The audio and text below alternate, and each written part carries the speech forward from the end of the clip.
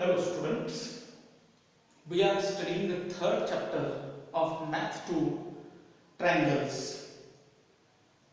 In this video, let's study some examples from practice set 3.1. Practice set 3.1 मध्ये question number 1 पासून तर question number 6 पर्यंतचे example आपण आधीच्या व्हिडिओमध्ये पाहिले. यामध्ये आपण क्वेश्चन नंबर 7 to 10 हे एक्झाम्पल पाहू. क्वेश्चन नंबर 7 काय म्हटलेले आहे की in triangle ABC bisectors of angle A and angle B intersect at point O. इथे तुम्हाला फिगर दिलेली नाही आहे. इथे आपण फिगर काढू. इन ट्रायंगल ABC तर आपण एक फिगर काढू. Triangle ABC bisectors of angle A and angle B म्हटली आहे. एंगल आपण ट्रायंगल ABC नाव असं देऊ. बायसेक्टर्स ऑफ एंगल A, हा जो एंगल A आहे याचा bisectors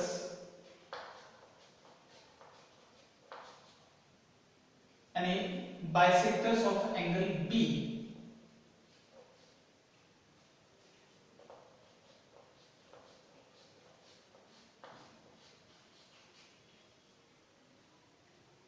intersect at point O. जे एंगल A चा हा बायसेक्टर आहे आणि हा एंगल B जो आहे याचा बायसेक्टर आहे जे एकमेकांना O पॉइंट मध्ये इंटरसेक्ट होतात. If angle C is equal to 70 degree, हा जो एंगल C आहे हा 70 डिग्रीज आहे. Find the measure of angle AOB. तर हा जो एंगल AOB आहे या एंगलचं माप आपल्याला काढून टाकायचं आहे. आपल्याला एक्झाम्पल कसं सोडवता येईल. आपल्याला माहिती आहे की रे AO is bisector of angle CAB. म्हणजे इथे दोन समान एंगल तयार होईल. म्हणजे आपण असं म्हणू की AO रे AO bisects angle CAB. रे AO bisects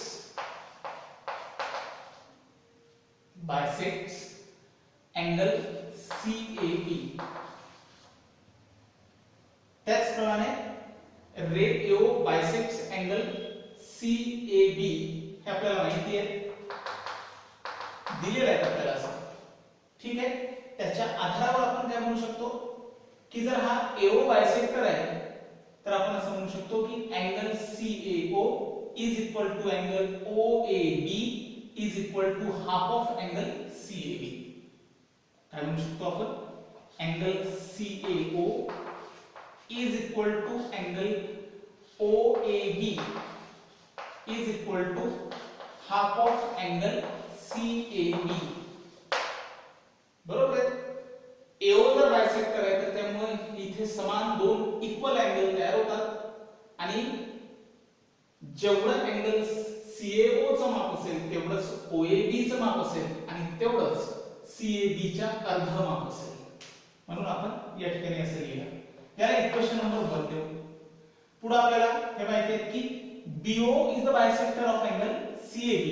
म्हणजे आपण असं म्हणू शकतो की रे BO bisects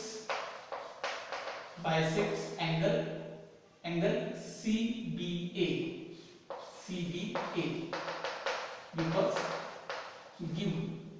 याच्या आधारावर आपण असं म्हणू शकतो की एंगल CBO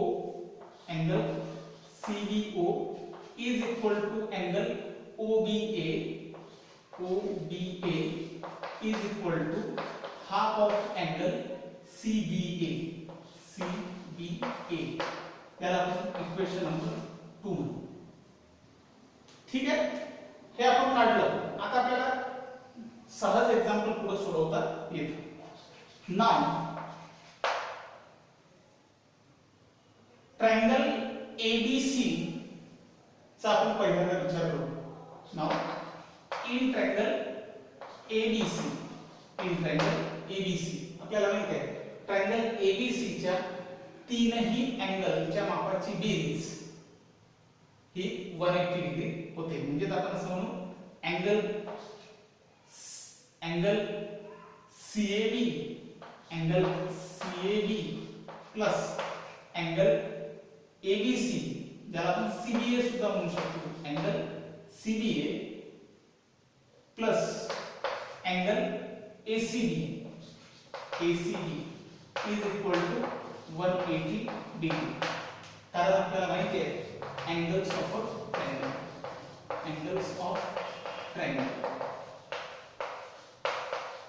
म्हणजे ट्रायंगल ABC च्या तीनही कोनाच्या मापाची बेरीज ही 180 डिग्री होते. मग आता angle CAB plus angle CBA plus angle ACB चं माप आपल्याला दिलेलंच आहे म्हणजे angle C 70 degree is equal to 180. म्हणजे आपण असं म्हणू की angle CAB plus angle CBA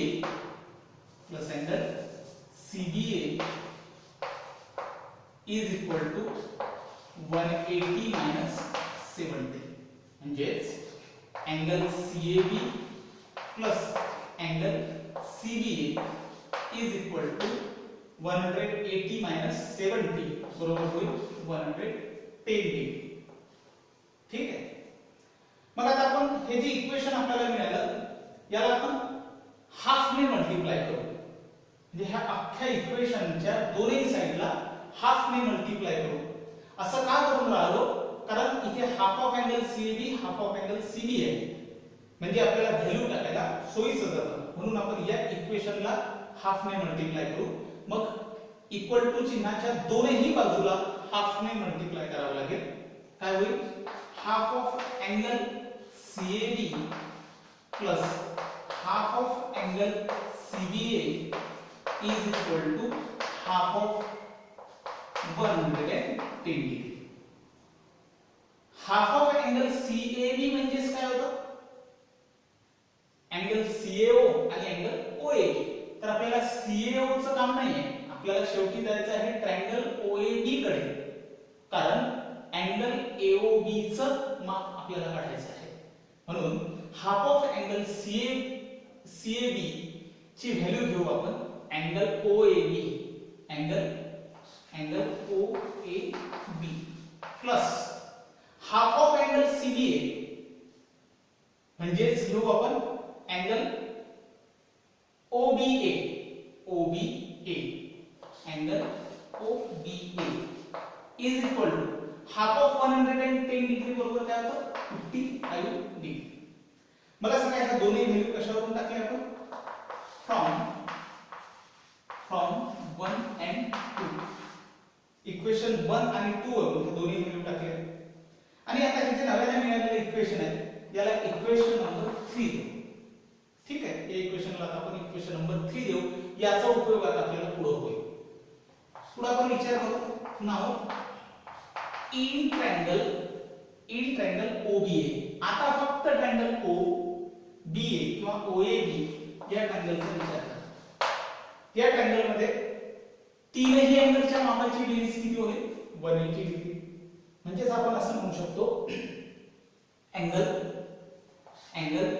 OAB plus angle OBA plus angle AOB is equal to 180 degree. काय कारण आहे angles of triangle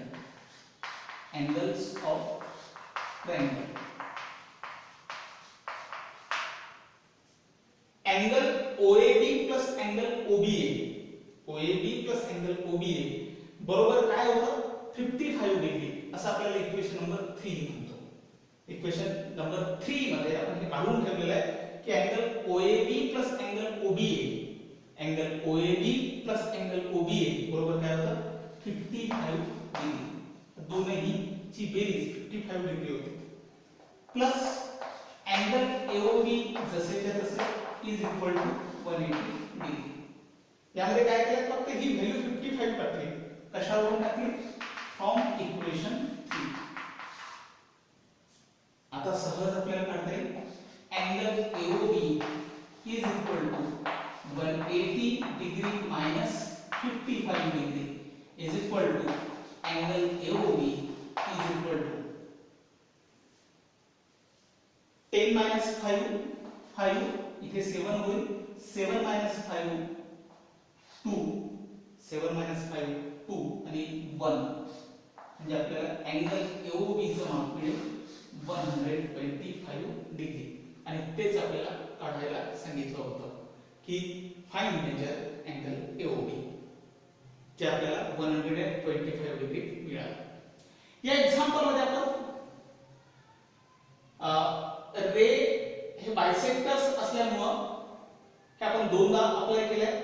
angles of triangle आपण दोनदा अप्लाय केले आहेत आणि आपल्याला अँगल AOB चं माप मिळालं 125 डिग्री. पहिल्यांदा मोठ्या ट्रायंगलचा विचार केला, नंतर छोट्या ट्रायंगलचा आपण विचार केला. जसे हे एक्झाम्पल आहे तसंच क्वेश्चन नंबर 8 आहे. पहा इथे काय म्हटलेलं आहे इन फिगर. इथे फिगर मात्र तुम्हाला दिलेली आहे. Line AB parallel to line CD म्हणजे लाइन AB आणि CD पॅरलल आहे. Line PQ is a transversal. हा ट्रान्सव्हर्सल आहे हे दिलेलं आहे. रे PT and ray QT are bisectors of angle BPQ and angle PQD. म्हणजे हा PT या अँगलचा बायसेक्टर्स आहे BPQ आणि QT हा बायसेक्टर आहे अँगल PQD चा. Prove that measurement of angle PTQ is equal to 90 degree. तर आपल्याला प्रूव्ह करून दाखवायचं आहे की अँगल PTQ हा 90 डिग्रीचा आहे. सहज आपल्याला प्रूव्ह करता येईल. आपल्याला पुन्हा आपण असं म्हणू PT बायसेक्ट्स अँगल BPQ हे दिलेलं आहे आपल्याला. ठीक आहे. PT बायसेक्ट्स अँगल BPQ दिलेला आहे. असं जर आपल्याला दिलेलं आहे PT हा बायसेक्टर जर आहे तर आपण इथे असं म्हणू शकतो की angle BPT is equal to angle TPQ. Angle BPT is equal to angle TPQ. TPQ is equal to half of angle BPQ. half of angle BPQ. याला आपण इक्वेशन नंबर 1 देऊ. ठीक आहे. अगदी त्याच पद्धतीने QT हा बायसेक्टर आहे अँगल PQD चा. म्हणून आपण म्हणू की QT bisects angle PQD because we know. मग QT जर हा बायसेक्टर आहे तर इथे आपण असं म्हणू शकतो angle PQT is equal to angle TQD. PQT is equal to angle TQD is equal to half of angle PQD. Half of angle PQD. याला equation number 2 they.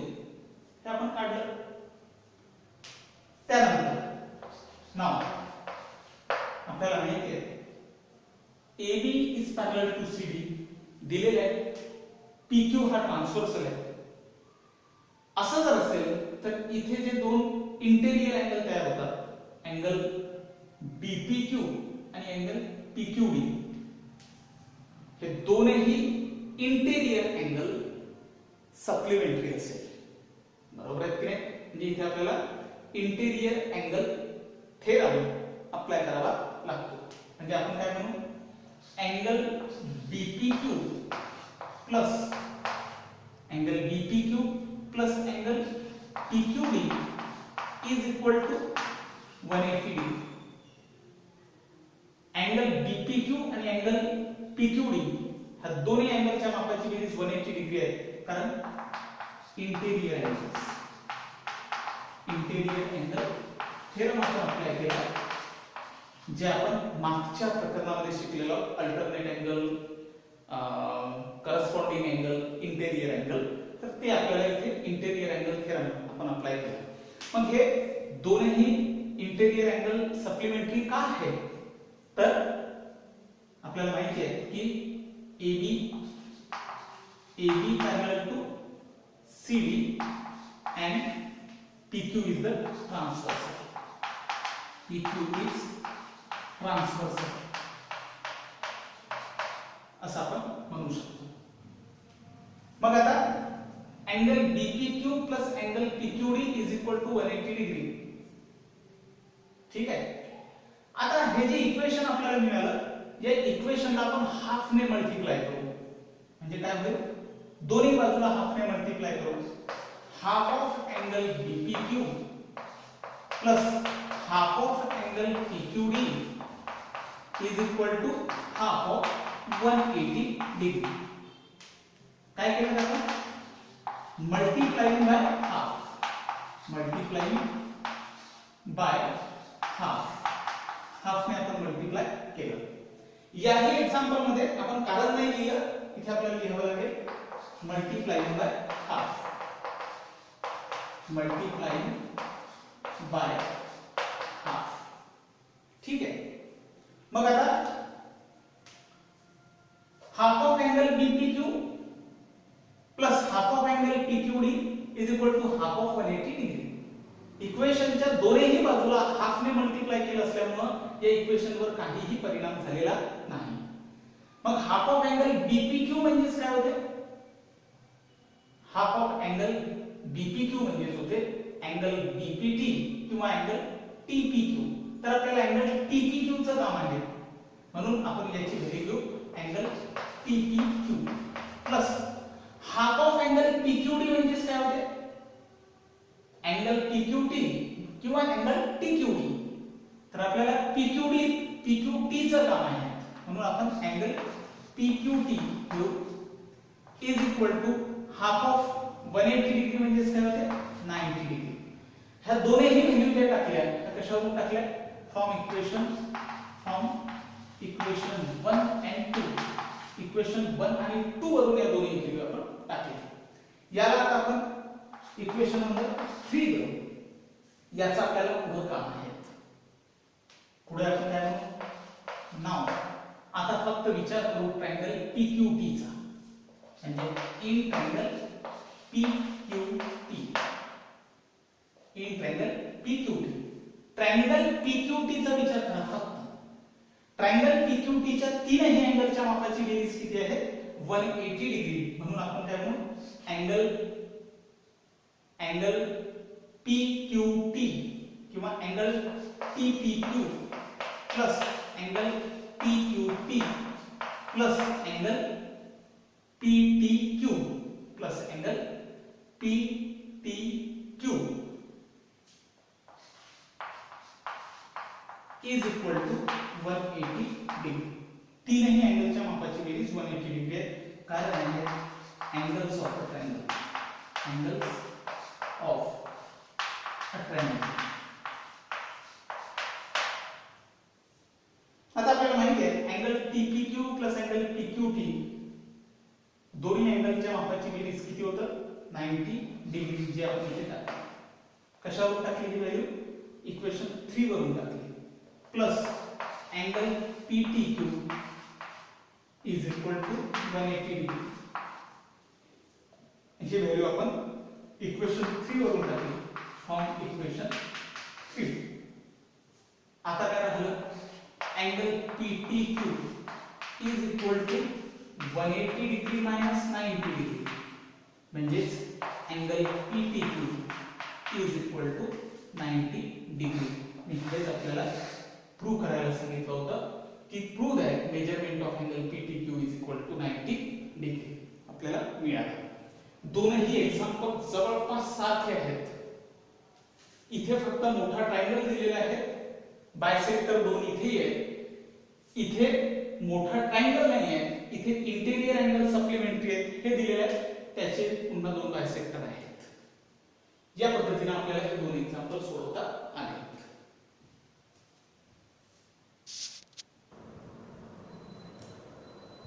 Now let's study the question number 9. या example मध्ये काय म्हटलेलं आहे, using information in figure तुम्हाला दिलेली आहे, काही माहिती सुद्धा दिलेली आहे. म्हणजे हा अँगल 70 चा दिसतोय, हा अँगल 100 डिग्री चा दिसतोय. Find the measures of angle A, angle B and angle C. तर आपल्याला सहज इथे लक्षात येतं की हा 70 डिग्री आणि हा अँगल बी हे एकमेकांचे व्हर्टिकली अपोजिट अँगल आहेत. त्यामुळे अँगल बी चं माप सुद्धा 70 डिग्री आपल्याला मिळेल. हा अँगल 100 डिग्रीज आहे, हा अँगल सी, हे दोन angle linear pair of angle आहेत. त्यामुळे हा जर 100 चा आहे तर हा अँगल 80 डिग्रीचा मिळेल. दोनही अँगल मिळाले की मग आपल्याला अँगल ए चं माप मिळेल. कारण ट्रायंगलच्या 3 अँगल पैकी 2 अँगलची माप माहिती असेल तर तिसऱ्या अँगलचं माप आपल्याला काढता येते. माझ्याकडे हे एक्झाम्पल तुम्हाला सोडवता येईल. तरी नेमकं यामध्ये आपल्याला ट्रायंगलला लेबलिंग केलेलं नाहीये व्यवस्थित, म्हणजे या इथे नावं वगैरे दिलेली नाहीये. मग अशा वेळेस नेमकं आपण एक्झाम्पल कसं सोडवायला पाहिजे तर ते जरा लक्षात घ्या. आपल्याला माहिती आहे नाव नाही दिलंय तरी काही बिघडत नाही. हा 70 डिग्रीचा अँगल आहे, इज इक्वल टू अँगल बी. बरोबर आहे. हा अँगल 70 चा आहे, हा अँगल बी आहे. दोन्ही अँगल कोणते आहेत? Vertically opposite angle. Vertically opposite angles. याच्या आधारावर आपल्याला अँगल बी हे पहिलं माप मिळतं. त्यानंतर अँगल सी आणि हा 100 डिग्रीचा अँगल दोन्ही लिनियर पेअर ऑफ अँगल आहेत. त्यामुळे आपण म्हणू नाव अँगल सी प्लस हा अँगल 100 डिग्रीचा आहे. दोन्ही अँगलच्या मापाची बेरीज 180 डिग्री होईल. कारण angles in linear pair, angles in linear pair, angles in linear pair म्हणजे होईल angle C is equal to 180 degree minus 100 degree is equal to 180 minus 100 is equal to 80 degree. Angle C चं माप आपल्याला 80 degree मिळतं. सहज सोडवता आलं. आता बी चे माप आहे, सी चे माप आहे, ए चं माप आपल्याला सहज काढता येईल. आपल्याला माहिती आहे इन ट्रायंगल एकमेव ट्रायंगल आहे, त्यामुळे आपण इन ट्रायंगल म्हणू. कारण ट्रायंगलचं नाव तर दिलेलं नाहीये. इन ट्रायंगल ए म्हणजे angle A plus angle B plus angle C is equal to 180 degree. कारण आहे angles of a triangle, angles of a triangle पैकी अँगल ए आपल्याला काढून दाखवायचा आहे प्लस अँगल बी चं माप 70 डिग्री आहे प्लस अँगल सी चं माप 80 डिग्री आहे इज इक्वल टू 180 डिग्री. फक्त ह्या व्हॅल्यू आपण पुट अप केले यावर. Angle A plus 70 plus 80 150 degree is equal to 180 degree means angle A is equal to 180 degree minus 150 degree. Angle A is equal to 30 degree. Angle A चा माप आपल्याला मिळाले 30 degree. या पद्धतीने आपल्याला तीनही जे अँगल आहेत त्या अँगलचे माप आपल्याला मिळाले. एकदा व्हर्टिकली अपोजिट अँगल अप्लाय केलं, इथे angles in linear pair apply केलं आणि अँगल ए साठी आपण sum of measures of angles of triangle is 180 degree हे अप्लाय केलं. आता हे एक्झाम्पल पाहू. हे सुद्धा एक अतिशय सोपं एक्झाम्पल आहे, मात्र अत्यंत बारकाईनं आपल्याला फिगर ऑब्झर्व करायची आहे. काय दिलेलं आहे याचा बरोबर विचार करायचा आहे. काय म्हटलेलं आहे जरा पाहू. इन फिगर आकृतीमध्ये line DE and line GF, the line DE आणि लाइन GF are parallel. हे दिलेलं आहे. रे EG and ray FG are bisecting bisectors of angle DEF and angle DFM. म्हणजे EF is the EG is the bisectors of angle DEF. हे दिलेलं आहे. म्हणजे इथे दोन इक्वल अँगल तयार होईल. पुढे म्हटलेलं आहे FG is the bisector of angle DFM. इथे हे दोन अँगल तयार होईल जे मी आयडेंटिकल मार्कने दाखवले आहेत. बस एवढी माहिती दिलेली आहे आणि या दोन लाईन पॅरलल आहेत असं सांगितलेलं आहे. याच्या आधारावर प्रूव्ह करून दाखवायचं आहे की अँगल DEG म्हणजे हा angle DEG is equal to half of angle EDF. म्हणजे अँगल EDF च्या अर्धमाप, म्हणजे हा जो अँगल आहे EDF याच्या अर्धमाप अँगल DEG चा आहे. हे प्रूव्ह करून दाखवायचं आहे. कसं सोडवता येईल? एक गोष्ट लक्षात घ्या, अँगल DEF आणि अँगल GFM हे दोन्ही अँगल कॉन्ग्रुएंट आहेत. काय कारण आहे? कारण करस्पॉन्डिंग अँगल्स आहेत. ह्या दोन लाईन पॅरलल आहेत, हा ट्रान्सव्हर्सल आहे. या दोन लाईन पॅरलल आहेत, हा ट्रान्सव्हर्सल आहे. त्यामुळे हे दोनही करस्पॉन्डिंग अँगल काय होईल? कॉन्ग्रुएंट. त्यानंतर हा अँगल GFM आणि अँगल DFG हे दोन्ही अँगल कॉन्ग्रुएंट आहेत. कारण FG बायसेक्ट्स अँगल DFM. ठीक आहे. मग आता हा अँगल DFG आणि अँगल EDF हे दोन्ही अँगल कॉन्ग्रुएंट आहेत. कारण अल्टरनेट अँगल्स. म्हणजे पहिला अँगल दुसऱ्या अँगल सोबत कॉन्ग्रुएंट आहे, दुसरा तिसऱ्या सोबत, तिसरा चौथ्या सोबत कॉन्ग्रुएंट आहे. म्हणजेच पहिला हा चौथ्या अँगल सोबत कॉन्ग्रुएंट आहे. हा आपल्याला उपयोग घेऊन एक्झाम्पल सोडवता येतं. जरा पाहू आपण. सगळ्यात angle DEF is equal to angle GFM किंवा कॉन्ग्रुएंट सुद्धा म्हणू शकतो आपण. Angle DEF is congruent to angle GFM. काय कारण आहे? Corresponding angles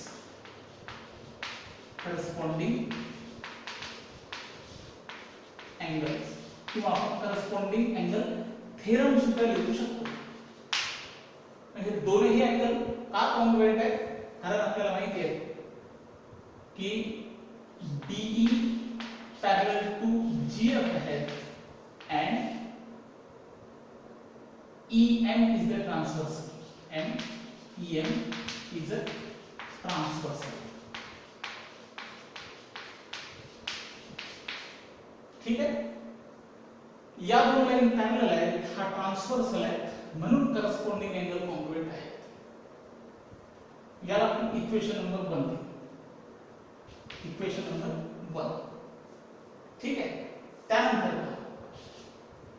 angle GFM. ठीक है. Angle GFM is congruent to angle DFG. काय कारण आहे? कारण आपल्याला माहिती आहे की FG bisects the angle DFM. FG bisects angle DFM. FG हा बायसेक्टर आहे, म्हणून हे दोन अँगल कॉन्ग्रुएंट आहेत. याला इक्वेशन नंबर 2 आहे. त्यानंतर पहा angle DFG. Angle DFG is congruent to angle EDF. हे दोन्ही अँगल का कॉन्ग्रुएंट आहेत? DFG आणि EDF हे दोन्ही अँगल कॉन्ग्रुएंट आहेत. काय कारण आहे?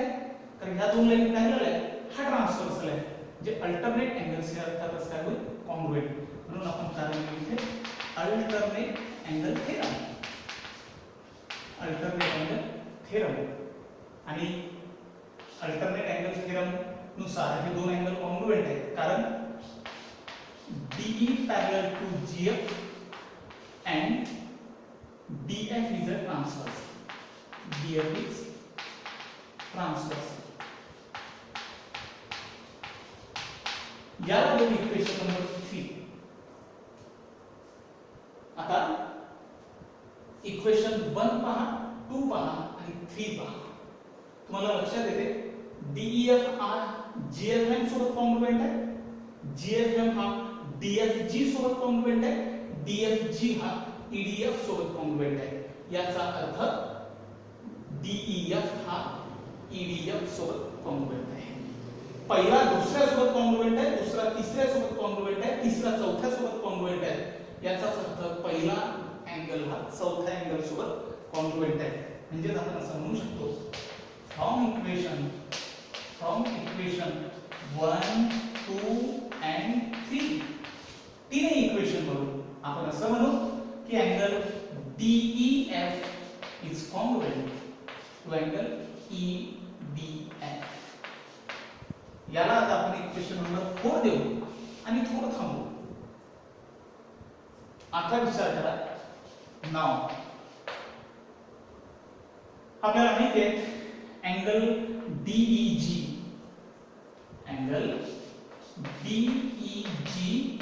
is equal to DEG is equal to angle GEF, बरोबर आहे, is equal to half of angle DEF. असं म्हणू शकतो आपण. म्हणजे angle DEG is equal to half of angle DEF, half of angle DEF असं आपण म्हणू शकतो. काय कारण आहे? DEG हा अर्धा आहे कोणापेक्षा, DEF पेक्षा. कारण EG is the bisector of angle DEF. हे सुद्धा आपल्याला दिलेलं आहे, म्हणून आपण असं म्हणू की EG bisects angle DEF, bisects angle DEF. हे आपल्याला मिळालं. मग आता अँगल DEG हा जसाच्या तसाच ठेवू, is equal to half of angle DEF म्हणजेच काय होते अँगल EDF. कारण DEF आणि EDF हे कॉन्ग्रुएंट आहेत, म्हणून अँगल DEF च्या जागी आपण काय टाकू, अँगल EDF. ही व्हॅल्यू कशावरून टाकली आपण, फ्रॉम इक्वेशन 4. आणि हेच तर आपल्याला प्रूव्ह करून दाखवायचं होतं की angle DEG is half of angle EDF. सहज आपल्याला प्रूव्ह करता आलं. करस्पॉन्डिंग अँगल थेरम अप्लाय केला, त्यानंतर बायसेक्टर्स असलेल्या अँगल्स घेतले, त्यानंतर अल्टरनेट अँगल थेरम अप्लाय केला, त्यानंतर ट्रान्झिटिव्हिटी जे आहे ते अप्लाय केला आपण, पुन्हा बायसेक्टर्स आहे दुसरा त्याचा वापर केला आणि आपल्याला ते पहिलं प्रूव्ह मिळालं. दुसरं सुद्धा अतिशय सहज आहे. EF आणि FG कॉन्ग्रुएंट दाखवायचे आहेत. EF ची जेवढी लांबी आहे तेवढी FG ची. कसं दाखवता येईल? ह्या ट्रायंगलचा विचार करू. या ट्रायंगल मध्ये जर अँगल GEF आणि अँगल EGF दोन्ही जर अँगल कॉन्ग्रुएंट दाखवता आले तर आयसोस्केलस ट्रायंगल थेरमच्या कॉन्व्हर्स नुसार साइड काय असते, कॉन्ग्रुएंट. मात्र हा जो थेरम आहे हा थेरम आपण नंतर शिकणार आहोत. ठीक आहे, त्याच्या नंतर आपण हा थेरम शिकणार आहोत. मात्र तरी ही गोष्ट जरा सुरुवातीला लक्षात घेऊ. नाव आपल्याला एक गोष्ट माहिती आहे की अँगल DEG मी काय म्हणतो, angle DEG is congruent to angle DEG, congruent to angle EGF. काय कारण आहे? हा अँगल आणि हा अँगल दोन्ही लाईन पॅरलल आहे, हा ट्रान्सव्हर्सल आहे, त्यामुळे अल्टरनेट अँगल थेरम नुसार दोन्ही अँगल कॉन्ग्रुएंट आहेत. कारण आपण अल्टरनेट अँगल थेरम. आणि यामध्ये DE parallel to GF, DE parallel to GF, and EG is the transversal. EG is transversal.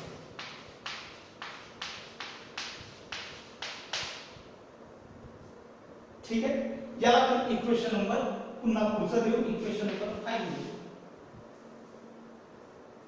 पुढे angle DEG is congruent to angle GEF. काय करायचं? DEG GEF दोन्ही अँगल कॉन्ग्रुएंट आहेत, कारण EG bisects the angle DEF. EG bisects angle DEF. या आपण equation number 6 देऊ. आता इक्वेशन 5 पहा आणि इक्वेशन 6 पहा. इक्वेशन 5 असं म्हणतो की DEG हा EGF सोबत कॉन्ग्रुएंट आहे, आणि 6 म्हणतो की DEG हा GEF सोबत कॉन्ग्रुएंट आहे. म्हणजे हाच अँगल GEF पहिला अँगल दुसऱ्या सोबत, पहिला अँगल तिसऱ्या सोबत कॉन्ग्रुएंट आहे. याचा अर्थ दुसरा आणि तिसरा अँगल काय असेल? कॉन्ग्रुएंट असेल. म्हणून आपण काय म्हणू? From equation 5 and 6, equation 5 and 6 आपल्याला माहिती आहे की angle EGF is congruent to angle GEF. EGF आणि GEF दोन्ही अँगल कॉन्ग्रुएंट आहेत. आता आपण विचार करू. नाउ इन ट्रायंगल EGF, फक्त ट्रायंगल EGF चा विचार करू. In triangle EGF, triangle EGF मध्ये जर हे दोनही अँगल कॉन्ग्रुएंट आहेत, ट्रायंगल EGF मध्ये हा अँगल आणि हा अँगल दोन्ही अँगल कॉन्ग्रुएंट आहे, तर एखाद्या ट्रायंगल मध्ये जर दोन अँगल कॉन्ग्रुएंट असतील तर त्या कॉन्ग्रुएंट अँगलच्या समोरासमोरच्या दोन्ही बाजू काय असतात? कॉन्ग्रुएंट असतात. म्हणजेच आपण असं म्हणू शकतो की EF is equal to FG आपल्याला मिळालं. याचं कारण आपण लिहू की sides opposite to the congruent angle. Sides opposite to the congruent angle. Sides opposite to congruent angles. आता एक गोष्ट लक्षात घ्यायची, हे जे दोन कॉन्ग्रुएंट अँगल आहेत GEF, याच्या समोरासमोरची बाजू FG आणि दुसरा अँगल आहे EGF, हा कॉन्ग्रुएंट आहे, याच्या समोरासमोरची बाजू EF. या दोन्ही बाजू कॉन्ग्रुएंट आहेत, कारण इथे आपण अप्लाय केलाय की ज्या ट्रायंगल मध्ये दोन अँगल कॉन्ग्रुएंट असतात त्या कॉन्ग्रुएंट अँगलच्या समोरासमोरच्या बाजू sides opposite two congruent angles ह्या सुद्धा कॉन्ग्रुएंट असतात, असं आपल्याला कॉन्व्हर्स ऑफ आयसोस्केलस ट्रायंगल थेरम सांगतो. आणि हा कॉन्व्हर्स ऑफ आयसोस्केलस ट्रायंगल थेरम हा आपण पुढे शिकणार आहोत. म्हणून सध्या एवढं लक्षात ठेवा की आपल्याला दुसरं सुद्धा प्रूफ आपलं झालेलं आहे. या पद्धतीने या प्रॅक्टिस सेट मध्ये आपण सर्व एक्झाम्पल पाहतो.